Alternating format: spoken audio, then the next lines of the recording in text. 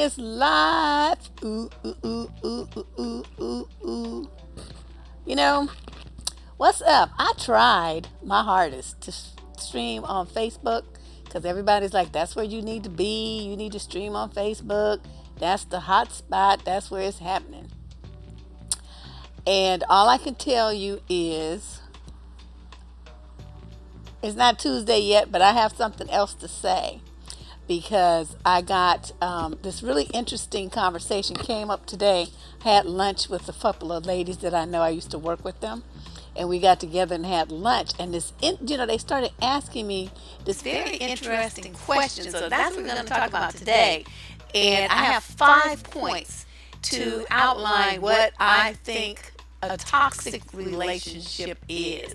Now, I don't know if that matches anybody else's definition but mine, but it was really interesting because each of the 4 women that I had lunch with today, number one, number two, number three, number four, was all in what I call a toxic relationship. I couldn't have been bothered. I'm sitting there listening to them, I'm eating my food, and I'm just listening to them thinking, oh my God, y'all just have the patience of a saint. Because I would have been done, boop, out of my life with them knuckleheads. I just couldn't be bothered.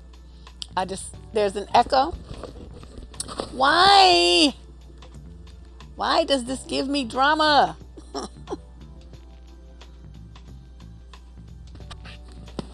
Oh, now it's gone. Is it still gone? Maybe it's my microphone placement.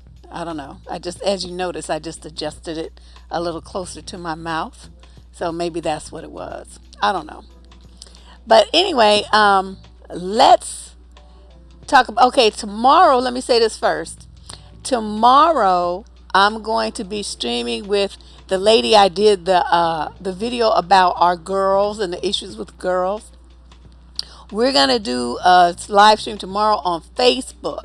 So if you guys are not one of my Facebook friends, is my name, Deborrah X Cooper, because my other account is on a timeout.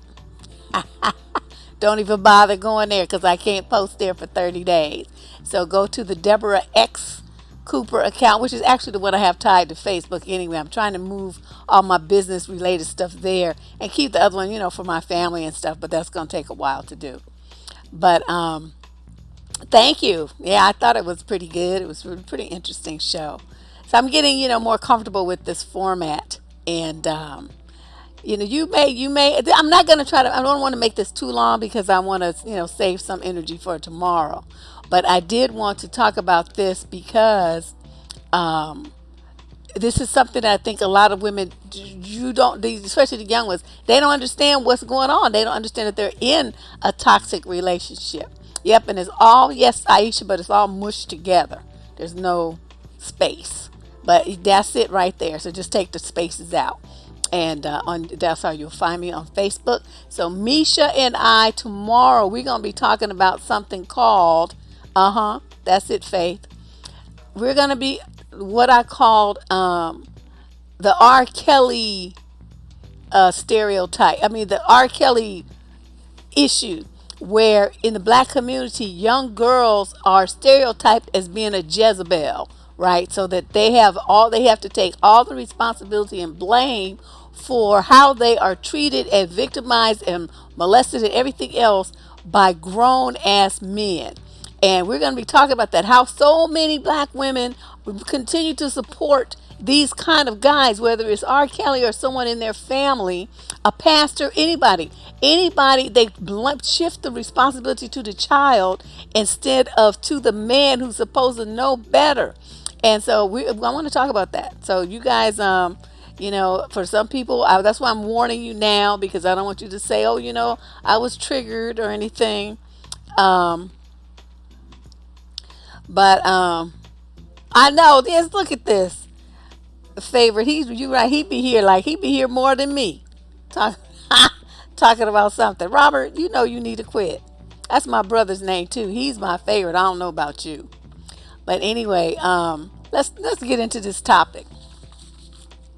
All right, because I made notes because I was sitting there. See my horrible chicken scratch writing. These are the notes I made from the conversation that I was having today.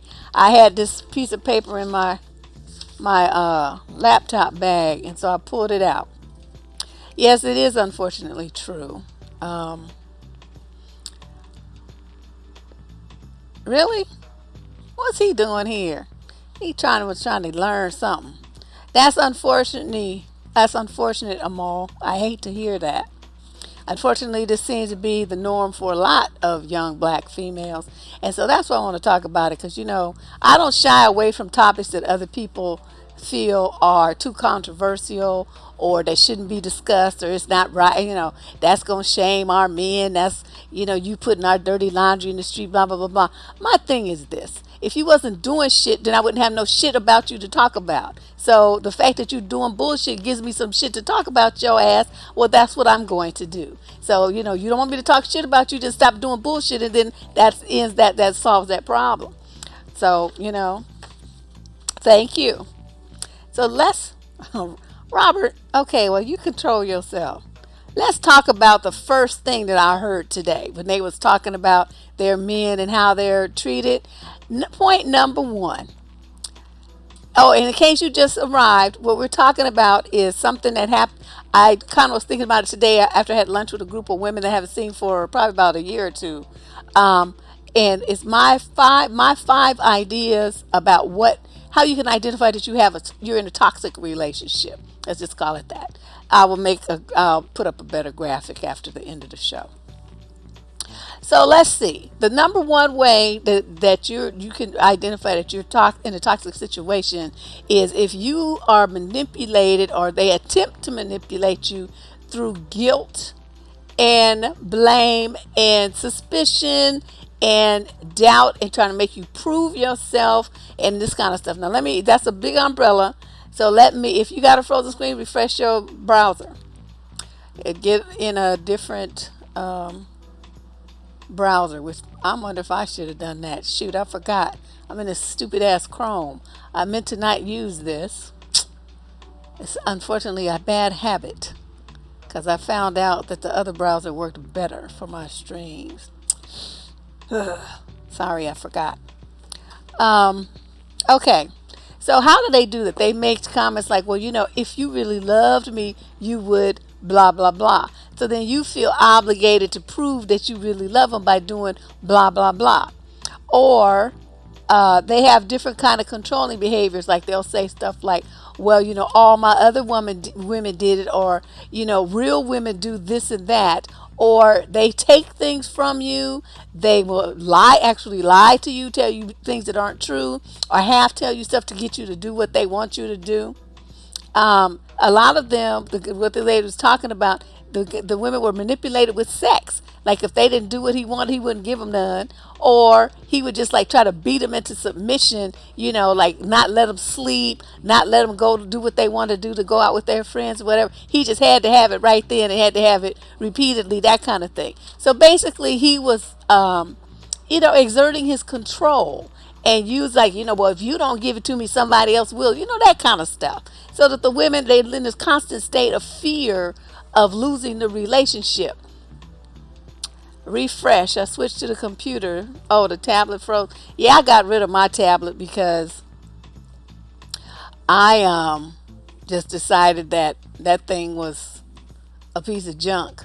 And I don't understand why we even had to be bothered.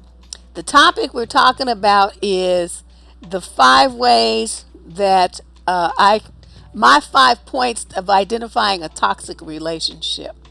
And in case you just came in, what that amounts to, what this topic came around because I had lunch with a group of ladies, and every single one of them, there was 4 of them, 5 of us all together, including me, so the 4 of them were talking about their relationships, and they all, in my opinion, were in toxic relationships because of the way that they talked about how they were treated, the way the men did things and said things to them that motivated them to do things out of fear of what would happen if they didn't, and stuff like that. I didn't hear a whole bunch of loving respect and stuff like that today. I heard a lot of fear mongering and confusion and hurt and all kind of stuff, but yet they wanted to stay in a relationship. So I don't, they're like, well, you're an advice columnist. What advice do you have? And I'm like sitting there thinking, you ain't getting me in this trick bag where I'm gonna be sitting up there. It was four dudes. It was four dudes, and where I'm sitting up there telling you all that you all need to, leave these knuckleheads. I mean, that's what you need to do. Why do I have to tell you? These dudes are, I mean, just like ridiculous. I mean, how you gonna tell some woman that, and it's sitting up there and having her, doing what you want to do because you done threatened her with some other woman or with cheating on her, leaving her, all kind of crazy stuff. I'm like, I would be like packing his shit and throwing it out the nearest door. Um, Wow. What did I write? Oh, another one is they accuse you of cheating, right? Or they accuse you of things so that talking on the phone to some other man, going sneaking out to meet some other man, actually having slept with some other man. So it's like you jumping around, doing all this extra stuff to try to prove to him that what he's saying is not true. And it's just he's just trying to control you, and he's using guilt. Guilt is the number one tool of the manipulator. Yes. See, I don't like feeling, if I feel confused about you, then it's a wrap. Because I don't like feeling confused. I don't want to be like wondering what you're talking about, wonder what your point is, all this kind of stuff. I'm just gone. I'm not going to be using my energy for that kind of stuff. I want to use it for this, for my writing, for my web design, graphic design, whatever I want to, the recipe developing, whatever I want to use it for, I want to use it for something positive. Okay. Let's talk about number two. No privacy or separateness from them. Now I remember I told you guys about a friend that I used to have. We don't have no friends. We're not friends anymore. But it got really weird because her husband, like we would have like girls' night, right? We get together for some drinks and stuff, and they have some food and to gossip and talk shit to each other. And why her husbands keep wanting to come? That just put a brakes on everything. We couldn't say what we wanted to say and talk about his ass when he was sitting right there. And then, then later when I found out that she was telling him, why does my nose tickle? She was telling him too much of my business because I was dating this hot little Sagittarius dude at the time. So I had a whole bunch of, adventures. And she, with her big mouth, had been telling him some. I didn't notice at the time. I found out later. And so I'm thinking that's probably why he wanted to come, because he was thinking we would be talking about this and he could hear it firsthand or ask some questions and be like all titillated by my sex life. And I'm like, dude, really? We didn't talk about nothing when he was there, and I was always cut it short because I would leave them there by themselves. I didn't want to be around him like that. But that not letting you be by yourself, they want to go to girls' night. They want to drive you places. I had a guy like that too. He wanted to drive me I was going out to the club with some girlfriends, and he's like, well, let me drive you. I'm like, well, what you going to be doing while I'm in there, in the club with my friends? Oh, I'll just wait in the car. No, you're not going to do that. You're going to go home, and I'll see you when I see you. And so after that, I broke up with him because I'm like, okay, that was too weird. I just had never heard of somebody. What, just like you a chauffeur or something? But he just wanted to know where I was and what I was doing so he could be sitting there watching me every second, make sure I didn't leave with somebody else or something. I don't know what he was thinking, but I knew that was not going to go. I've heard of guys, they go through your phone, they go through your email, they want to have a shared social media account so you can't even contact nobody that they don't know about. I'm like, who's you on the phone with? All kind of crazy stuff. These dudes were just like doing the most. And these women are talking about this and they're laughing about the shit like it was funny. I was horrified. I'm telling you, I was horrified. I never heard of no shit like that. Who does that? You as a dude, I mean, don't you have some friends to go hang out with? Don't you have some hobbies or interests, like, like a second job or something? You tinker with some cars, you build some shit, you create some. Don't you do something with yourself besides tag around and try to watch what this woman does 24/7? I'm telling you, they just want to like tell her what one of the women's husband buys her clothes. He decides what she's gonna wear. He buys her shoes and everything. I'm like, what do you buy of your own that you wear? Oh, he's taking that over. He just tells me, he just buys my clothes for me so I don't have to shop. So she's looking at it like, so she, quote, doesn't have to shop, which is how he's framing it. But in reality, he's controlling what she wears. I'm like, oh, we, honey, I'm telling you, I just have, and all four of them had stories like this. That's why I couldn't wait to get home and raced in here and was like trying to set everything up so I could talk about this and like point these things out to you guys. I think a lot of women don't understand that that's what that is. They see, she was like all flattered by it, I guess, when he started trying to do it like, oh, I'll buy your clothes, honey, even though they have a joint account. I mean, it's not like he's spending just his money. I mean, it's their money, but he's the one that's just buying, and he dictates what she's gonna wear, this suit, these shoes, and then she puts them on like she's a Barbie doll or something. I was like, I just don't get this shit at all. Well, yeah, he does, she does, but I'm just saying they do it because it's framed in their mind that this is love, that he's paying attention to them, that this, he's showing how much he cares because he wants her to look good. That's how he's framing it. But in reality, he's controlling her. She can't wear anything that he doesn't personally approve of. So, see, she doesn't see it that way. I'm telling y'all that's what that is. But she doesn't see it that way. Shit, Eddie ass probably at work. Eddie probably at work. But you know, I don't know. He's going to the store. I mean, men buy women's lingerie and shit all the time. You go in Victoria's Secrets, and half the time it'd be more men in there than women. And different. I mean, that in itself is no big deal because he could always say he's buying it for a gift for his wife, his girlfriend, whatever. I mean, nobody's gonna really question that. Women buy men's clothes too. They buy for their husbands, they buy for their sons, they buy for their boyfriends. That part, nobody really trips on that. What I'm saying is the part where he just buys all of them. She buys none of her clothes. She gets no choice in what she wears at all. Yeah, don't be talking about my Eddie. We're going to be fighting. I think I'm going to have Eddie be my son-in-law. He's too young for me. Yes, no makeup. You can't look too cute. So, and another way they do it, like, my friend's husband, like, didn't want her to be around me because I was having a little bit too much fun being single and she was married, right? So he didn't want her to be getting any ideas. Plus he was titillated by what I was, the stories I was telling her. But a lot of them will try to isolate you from your friends and family because they want to be the only person that you see. Not only do they want to like be up under you all the time, but they don't want you to even talk to anybody else because they get on the phone. They want to talk in the background and ask you questions, rush you off the phone, or tell you how they don't like that friend or family member. And the biggest one is that they try to guilt trip you by saying that person doesn't like them. So then you feel like this loyalty. You have to be loyal to your man. So you got to cut all these other people out your life.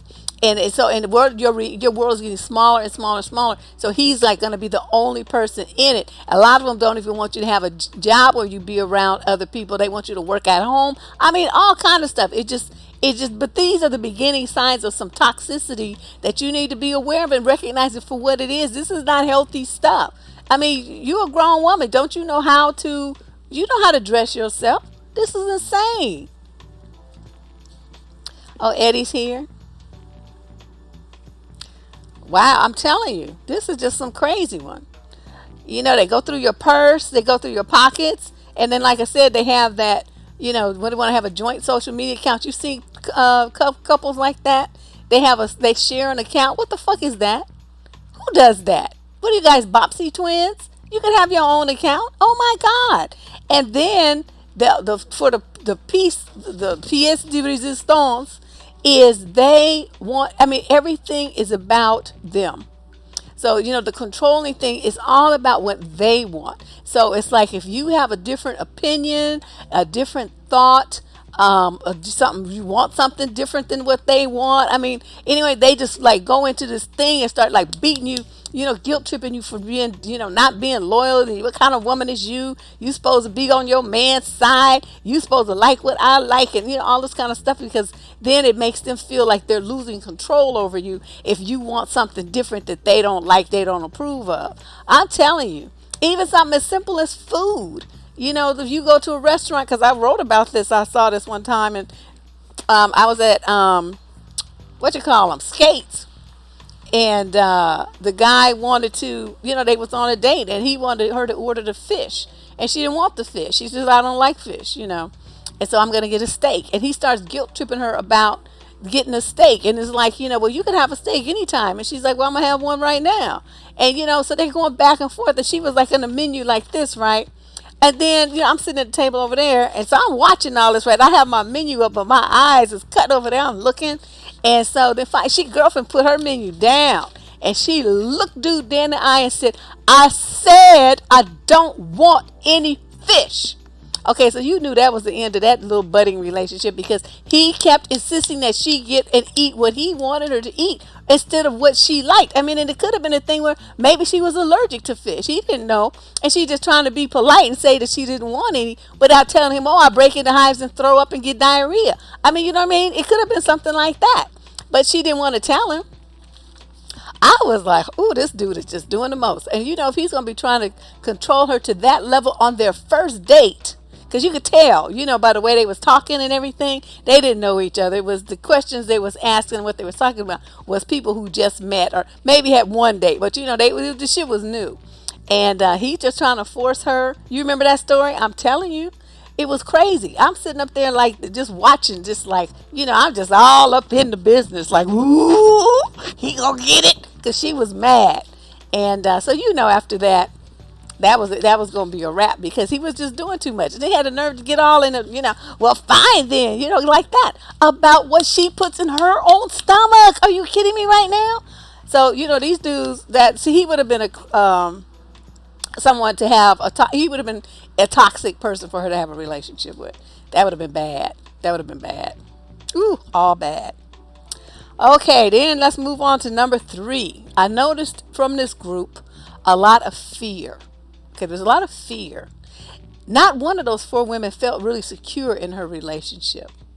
Not one of them didn't seem to be very certain about the stability, the longevity, the trust in the guy. I mean, it was just like some major holes there. And I'm sitting up there and I'm scratching my head because I'm just, was confused. Like, what is going on here? Why would you be in a relationship? One of the women actually said, I love him, but I don't trust him. What? How do you give your heart and share your body and your one heart, your one mind with someone that you don't trust? I'm telling you, it was like I had a salad and, I was trying to eat that and I was having a hard time. So I'm glad I didn't have anything heavier. I probably would have threw up because my stomach. Shut up, Wind. Bad Wench is over here telling lies. See, I told you Eddie was probably at work. Oh, but he's off tonight. Okay. The fear that they were expressing was kind of sad because, it's like you can't really love somebody with your whole being and just be like all in unless you trust them. And they have to be the same way with you. And it's like, what in the world is, how do you have a relationship and build anything like that? I mean, if you don't trust the person, how are you supposed to trust them with money and, not to lie to you? And, how does that work? I just didn't understand how that works. And yes, there are a lot of women that do. I don't trust them. And you can tell they don't trust him because they be checking up behind him too much. Wanting to know where he is, texting him 500 times a day.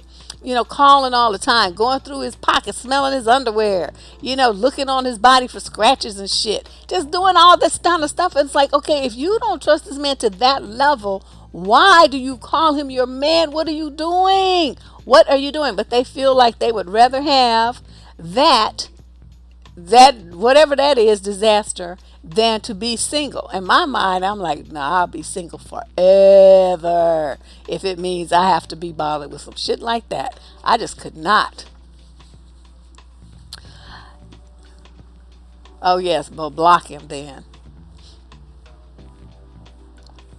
Well, honey, I know y'all can handle it.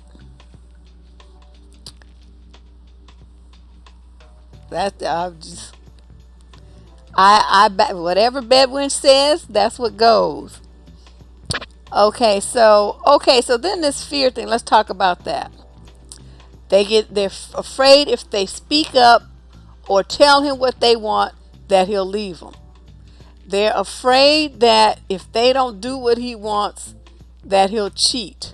They're afraid that if they say anything that might be controversial, that he'll go off and they'll have a big fight and then it risks the relationship because he'll be mad. So they walk on eggshells. They don't say what they want.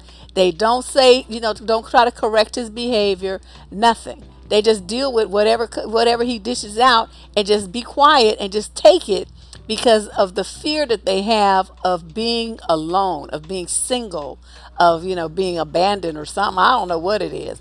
But I'm like, what in the world? What is going on with you guys that you think that you have to put up with this nonsense to have a relationship? This what you call a relationship is sickness. There's nothing healthy about interacting with somebody out of fear like that.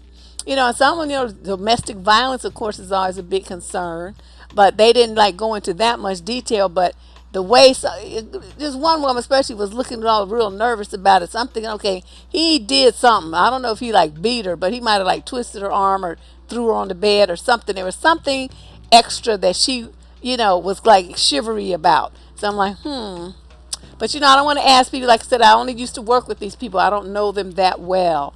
We used to work together, and they wanted to get together because we hadn't seen each other for a minute, and so I agreed to do it.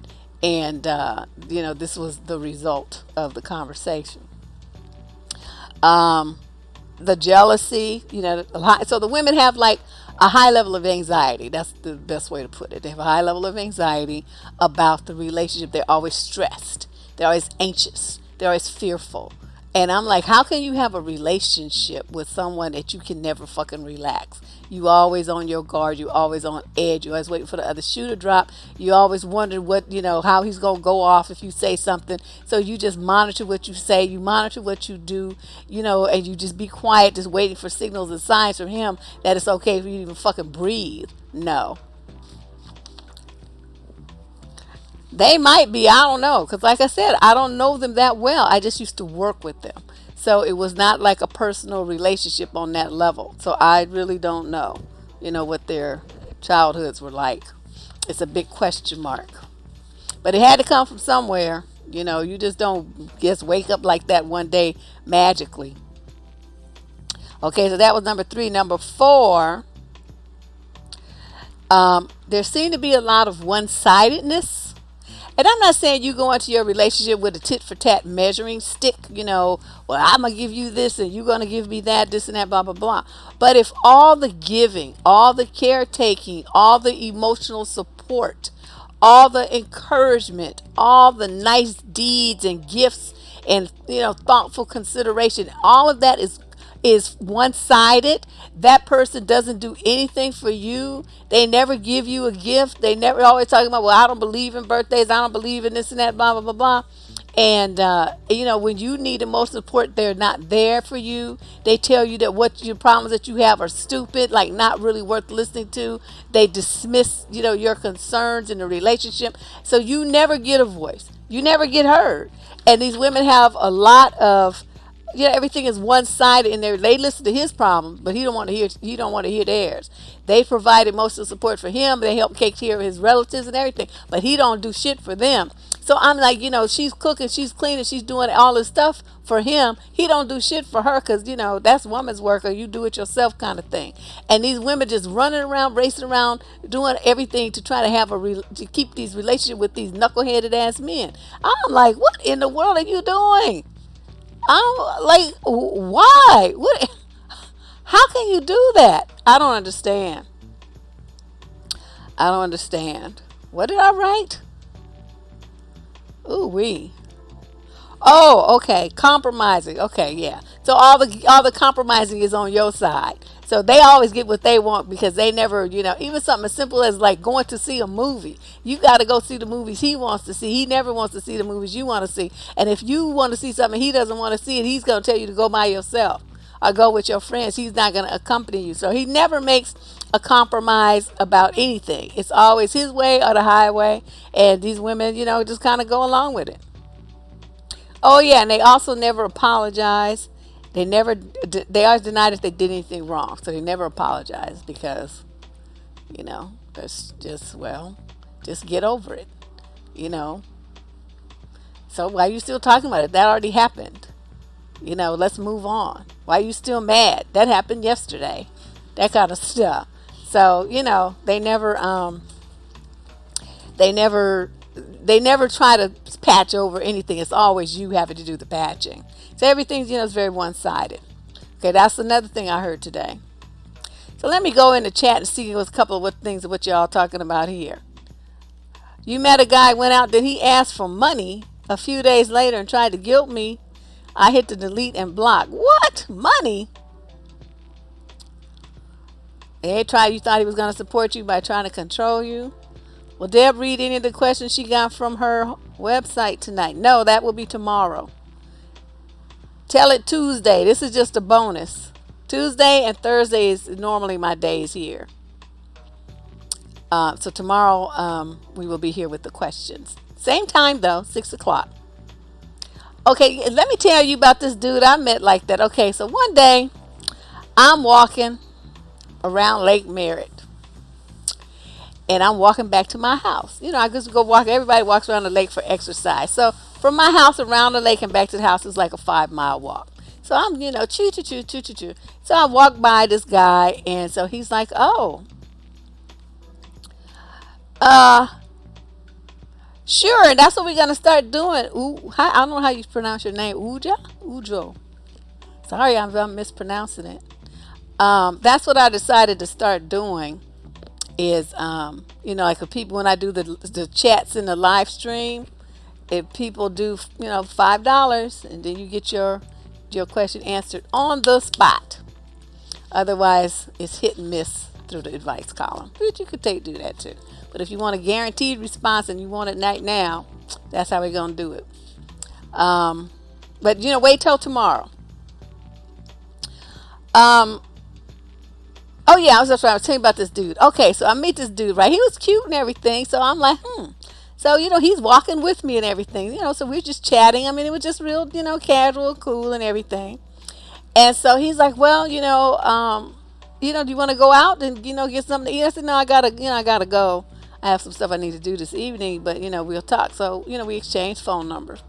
So then later that night, I'd say it's probably about 9 o'clock, 10 o'clock, something like that. He calls me on my phone, and he's like, "Oh, this is," just say JoJo.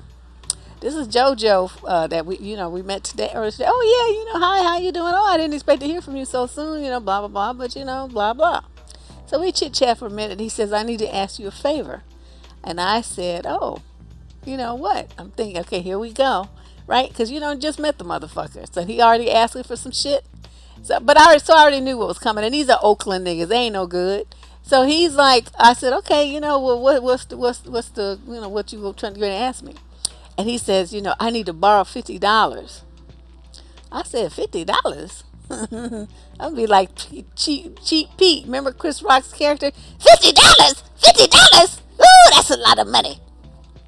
But I just sat there. I said, $50. I'm like, why you need $50? I had no intention to give it to him, but I was just curious, just nosy. And so he says, his grandmother is sick, and he need to buy her some medicine. So I sat there for a minute, and I said, well, is it critical? It's like, what's gonna happen if she don't get this medicine? And he says, well, she might die. So then here's my bitch ass. Well, I guess the bitch is dead then, because you ain't getting $50 from me today, tomorrow, or any other time. Click. And that was the end of that. $50, it might not be nothing to you, but it was $50 was a lot to me to give to a complete stranger. I mean, it's like I might give $50 to my cousin, my little cousin or something, and not give it a second thought. But I'm not giving $50 to a man that I just met walking around Lake Merritt a few hours ago. I'm not doing that. Said that bitch, yeah, Rip Granny about to be a dead motherfucker. That's what's about to happen. And so I'm like, whatever. The bitch is old anyway. She, it's about that time for her to check up out of here. I had like no fucks. Gave none, not even half of a fuck did I give. So I'm like, this motherfucker here, he was just doing too much. He didn't even qualify as a nig-nog. He was just a nig. He was half of one.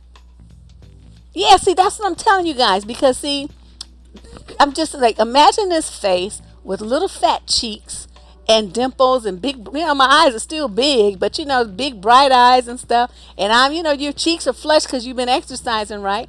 So I'm sure I looked like, extra cute and innocent. And he just thought I was just a mark. And he found out.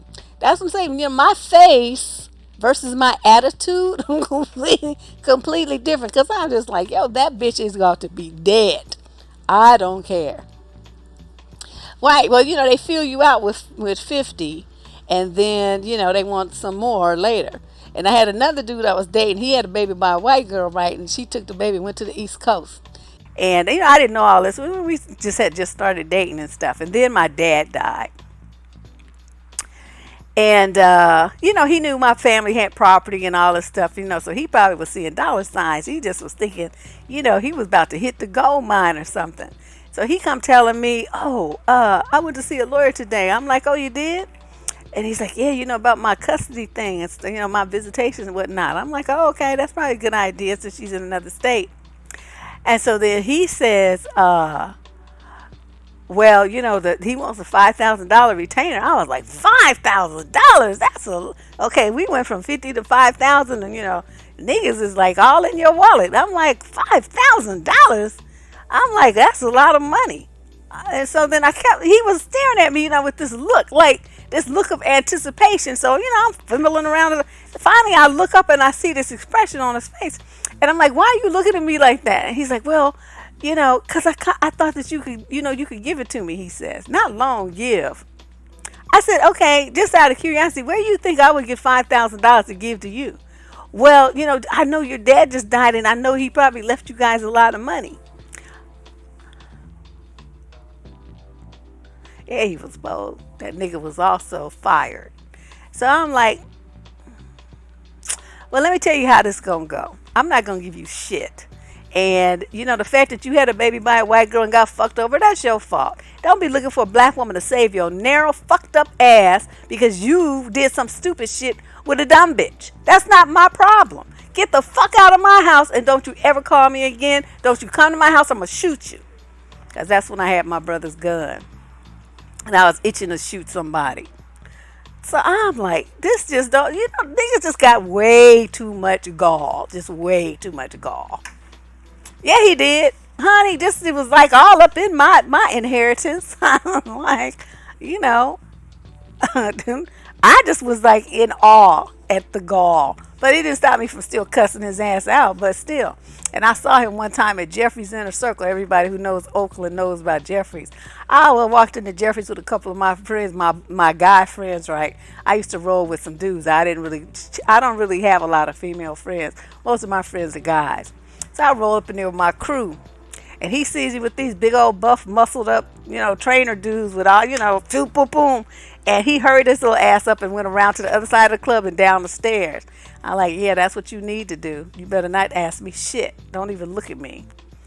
I'm like, this nigga. I'm for real.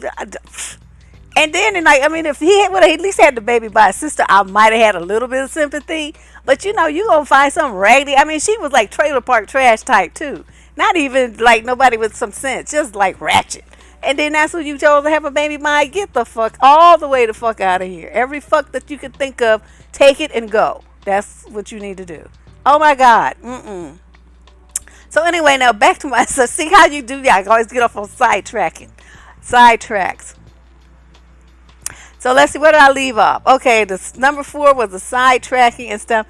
And then the 5th one that I noticed is they expressed this kind of thing like where even when they were with the guy, they still felt alone. How did I know that? Because of the conversation. They were like, oh, I have to be around my girlfriends to feel like I'm really being heard and, so I don't feel lonely. And so, me, I'm like, what do you mean you feel lonely? Don't you have a husband? How you feel lonely and you married? I don't get it. Don't he come home at night? Because maybe he travels, like mine used to travel for business all the time. That's when, like, Novell networks were first getting, going, like the whole network principle. And he was one of the first people to Bay Area that got trained. Him and his buddies formed this company. And he used to go all over the country installing Novell networks and might be gone for a month at a time. But So I'm thinking, okay, maybe that's what she means, that she's, lonely because he's gone. Is he a fireman? I mean, I, needed some information because like I said, I only worked with him. I don't know their private life situation too much. And so then she was like, no, he comes home, but he doesn't really talk to me that much. He just veges out in front of the TV or to watches sports, or he just goes to sleep, or he gets drunk. Or, they had their own little stories and everything. But essentially what was happening was these women were in a relationship, each of the four of them, where there was no true emotional intimacy. They would have sexual intimacy, but as far as having conversation and, bonding with each other and touching each other in non-sexual ways, just like sitting on the couch cuddling while each read a book or something, stuff like that, walking in the park, just catching up with each other's lives and stay in touch and stuff. Dinner out together as a couple so they can, no kids, none of that. None of that. And even when they asked for that kind of stuff, the husbands were not giving it to them. Husbands and boyfriends. So I'm like, this is just like unbelievable. Now, the marriage is not going to be over because okay, you got to think about it. Okay, because I haven't worked with these women for 2 years. I mean, we kind of be like friends on Facebook and, I interact with them, but I haven't seen them.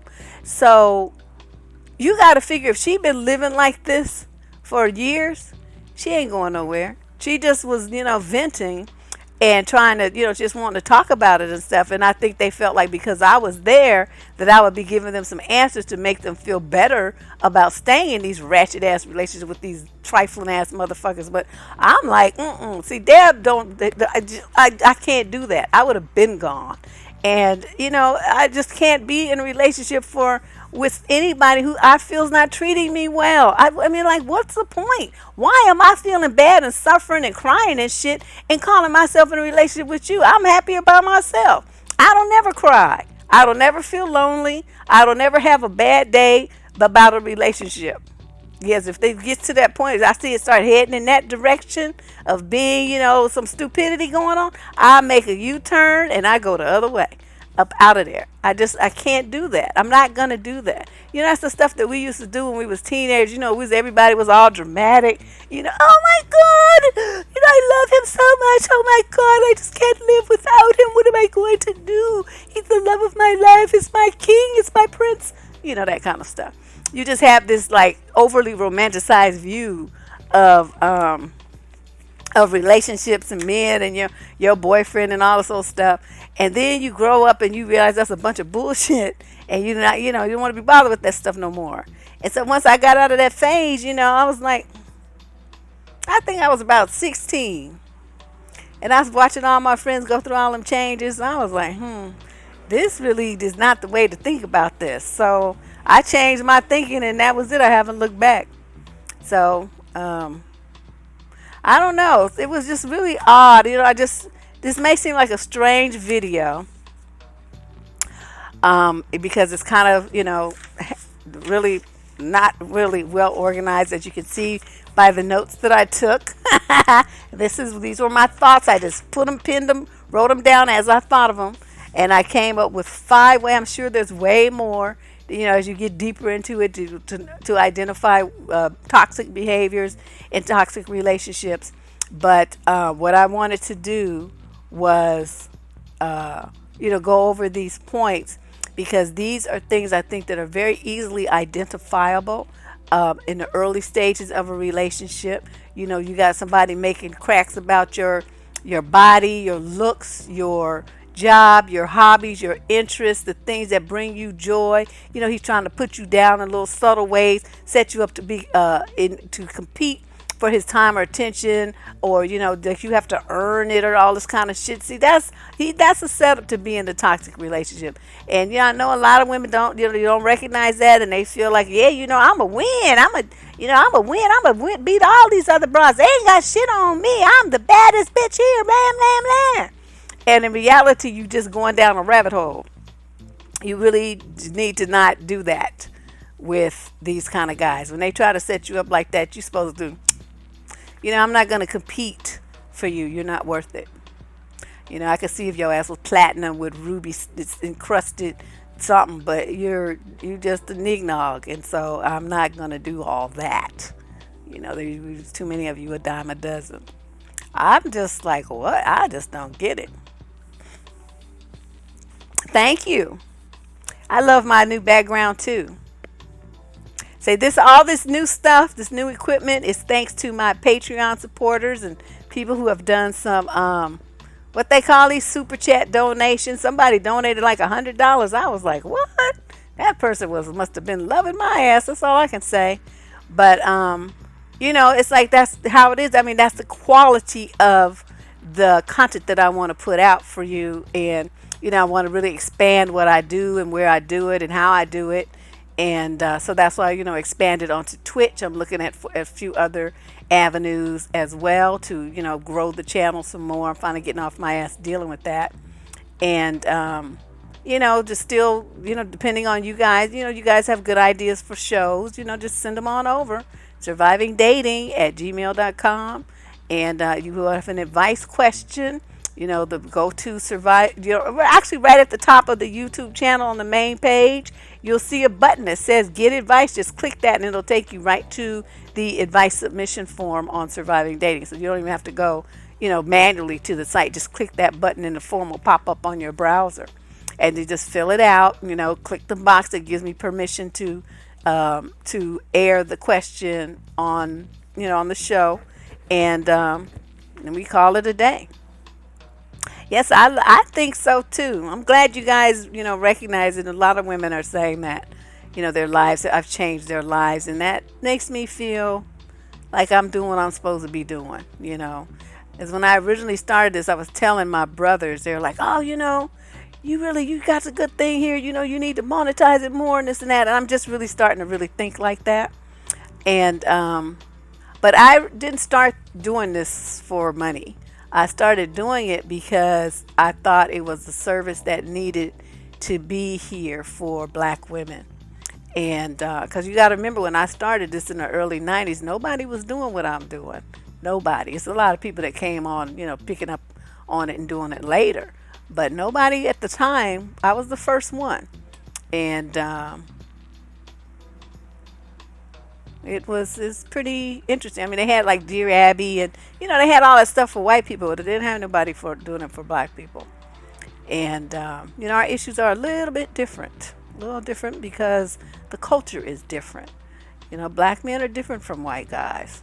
Just the stuff that we have to deal with, not only dealing with being a woman, the sexism, but we also have the added burden of dealing with racism at the same time.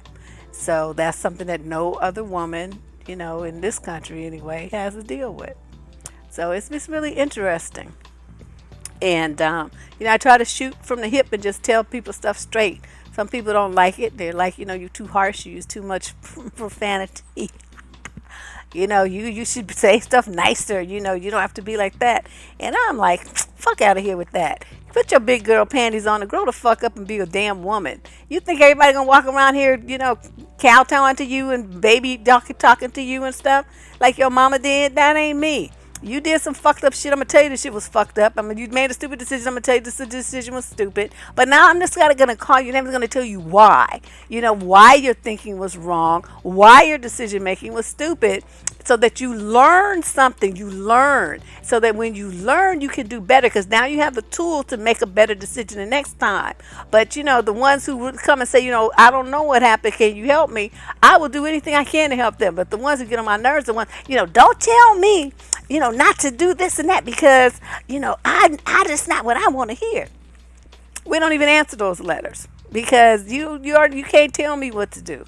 That's my number one rule on my channel. I do what the fuck I want to do, and I say what the fuck I want to say. So you come up here trying to tell me what to say and tell me what to do, we have a problem, and you just going to get booted up out of here and just cussed out or whatever I feel like doing.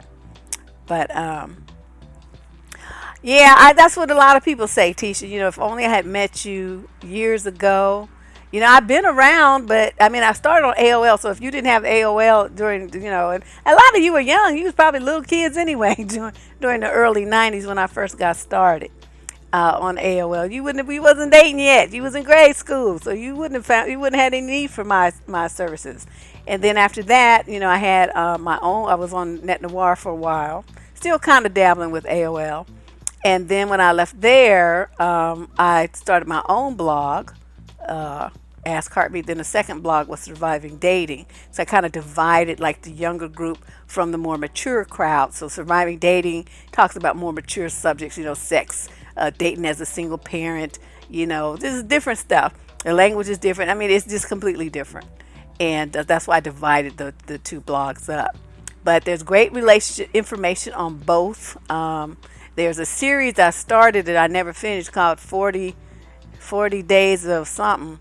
But basically, I was going to write 40 articles about some of the fucked up things that black men did. And I think I got up to like number 22 or something. Then I was like, oh, screw this. This is too hard. But, those articles are on Surviving Day. There's an index of those on AskHeartbeat.com. And it talks about, a lot of the games that brothers be playing on sisters. And, yeah, you did have to be careful on AOL. They was very Christian. Let me just put it that way. It was very Christian. There's a lot of stuff you could not say, topics you could not talk about. They would shut your shit down. Yeah, your whole account, exactly. Eddie remembers.